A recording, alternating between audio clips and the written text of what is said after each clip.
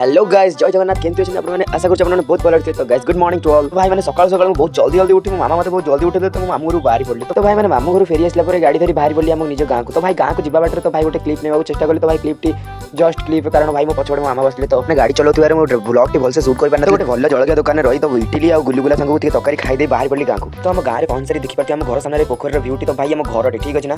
तो भाई मैंने मामा को काम सरिया पुणी गोपीनाथ बाहर पड़े। तो भाई बाटर जावा बाटे बहुत घुसुरी भी देखली। तो किसी क्लिप नेली।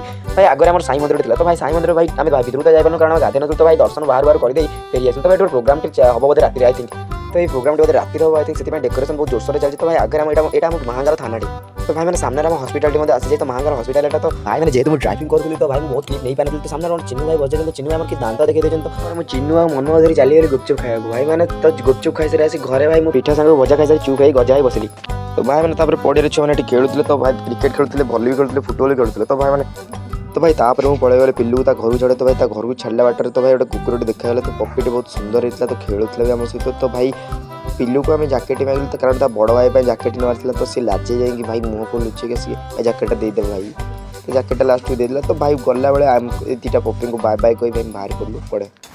तो भाई देखा कर जाइए। तो भाई देखा कर घर पाख गोटे दृश्य देखी आम से पलि आसलू कड़े ना ग्राउंड को। तो भाई ग्राउंड को आस देखला बेले मन कौन करुच्ची मुझे जानी से पिलाटी किए बट ये एमती कौन डराऊँगी धमकाऊँगी भाई।